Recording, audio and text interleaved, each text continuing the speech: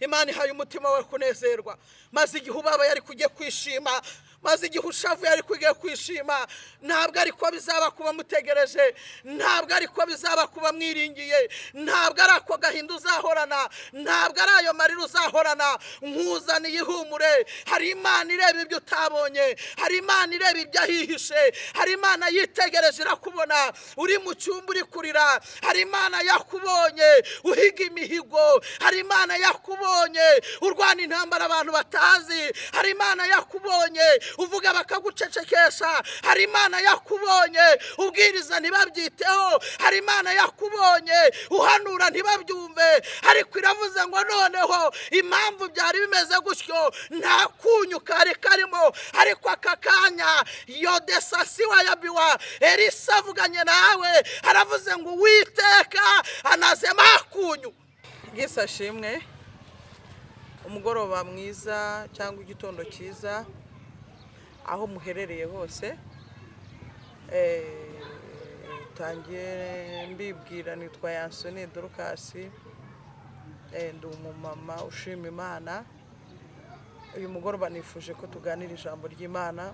Mbere na mbere reka dusenga Imana. Mana data wa twese, Imana y'imbaraga kandi Imana y'impuhwe, Imana ifite ubutware kandi Imana ifite ubushobozi, Imana y'ubuntu kandi Imana y'ibambe. Izina rya Yesu Kristo tuje imbere yawe amasaha, tugiye kuganira ijambo ryawe n'abantu bawe, abari hirya no hino ku isi yose, abari mu mpande z'igihugu, abari mu majyepfo cyangwa amajyaruguru, iburengerazuba n'iburasirazuba.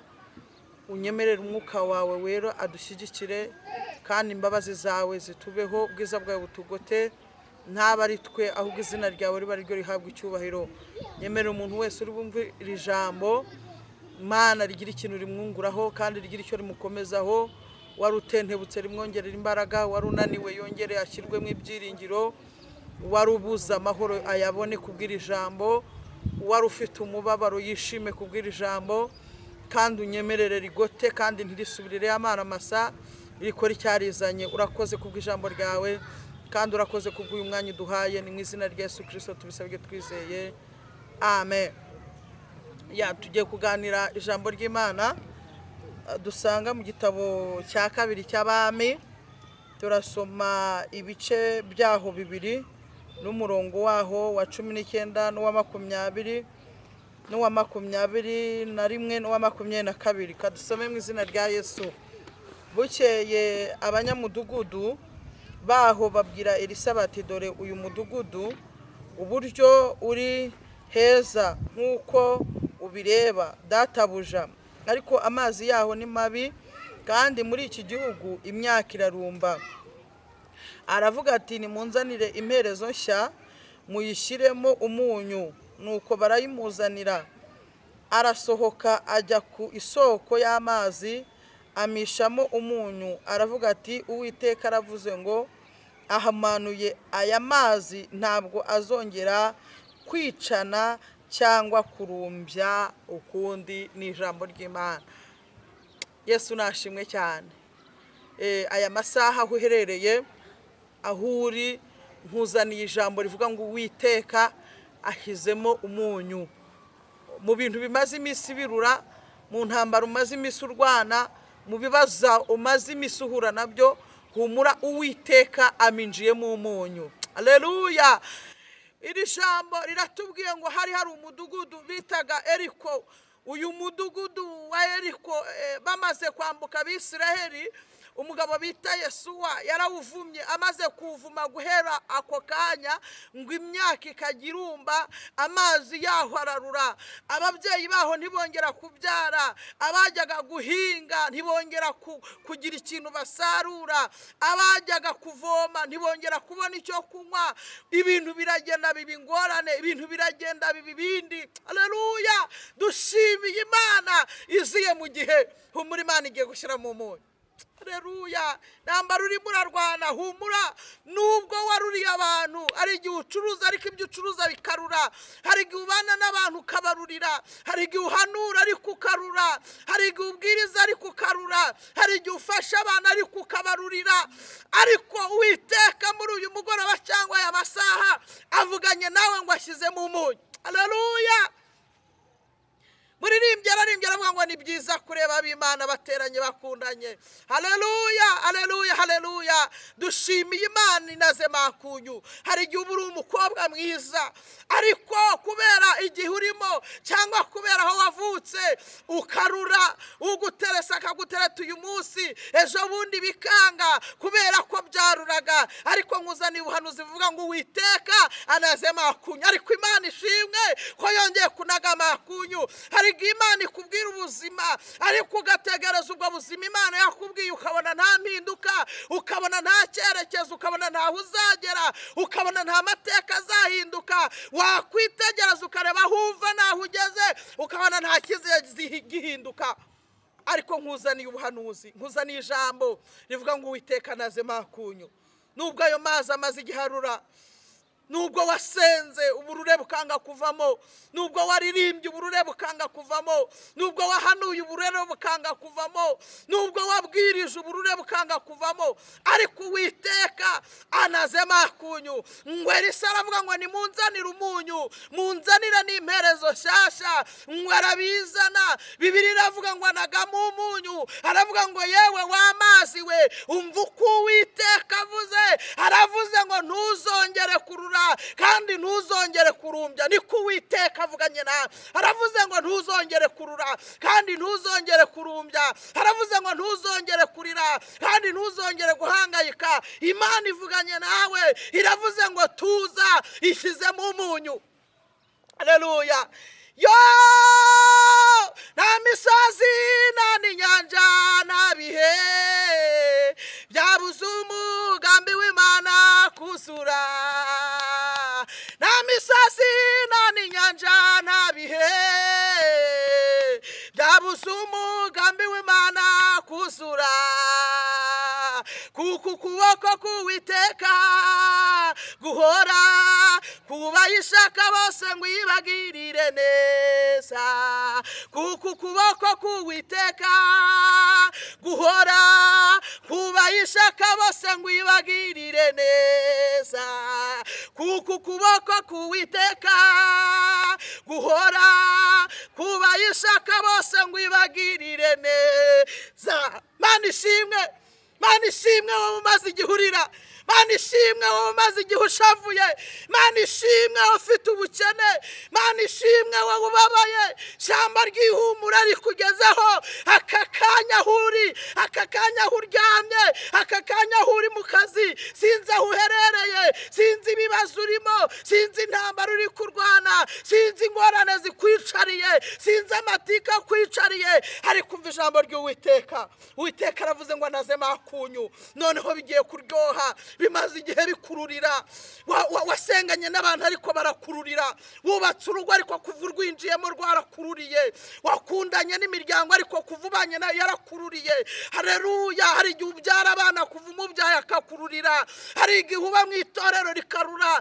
Ariko umva ijambo ry'Uwiteka. Imana iravuze ngo inaze makunyu. Sifa kwa Mungu. Imana iravuze ngo aka kanya inaze makunyu. Nasomye ijambo rirambwira muri Zaburi, rirambwira ibice byaho 3:5 riravuga ngo antunganiriza ameza mu maso y'abanzi banjye, ngo ahaye umutima wawe kunezerwa.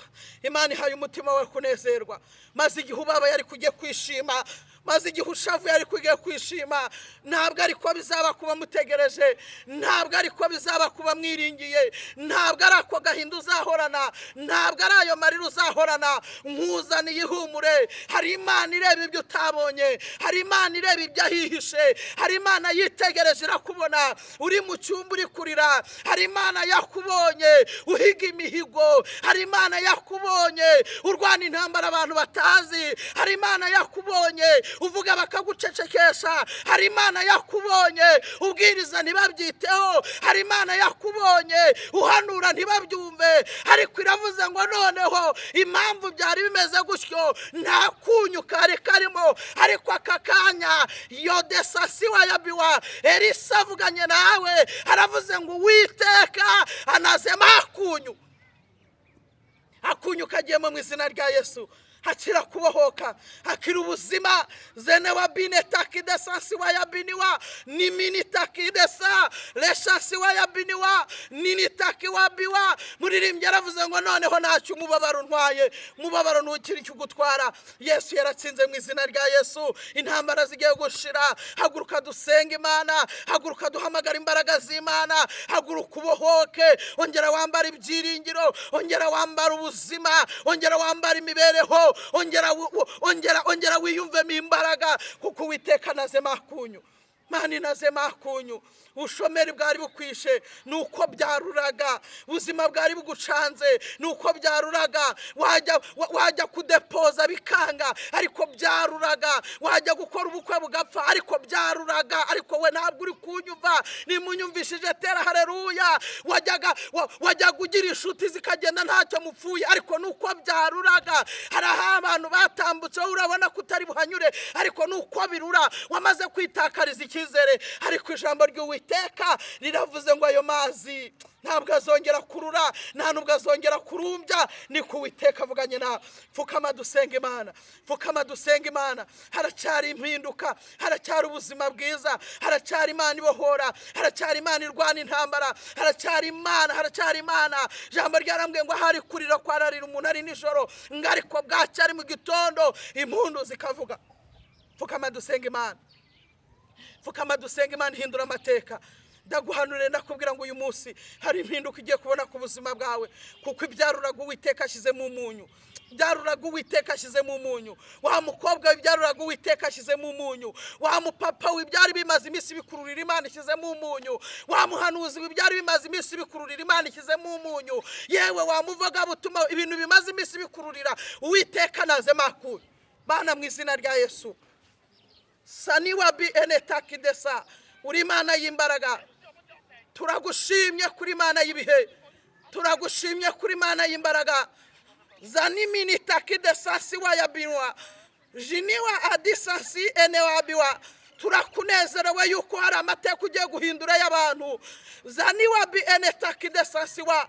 Ngewe ntacyo nabasha, nta nicyo nabakorera, ariko uri Imana ihindura amateka, uri Imana ihindura ubuzima. Uko wari uri kera n'uyu munsi ni kuri. Imbaraga zawe ziracyakora. Muntu wese ubabaye reka kubwira ijambo umubohore.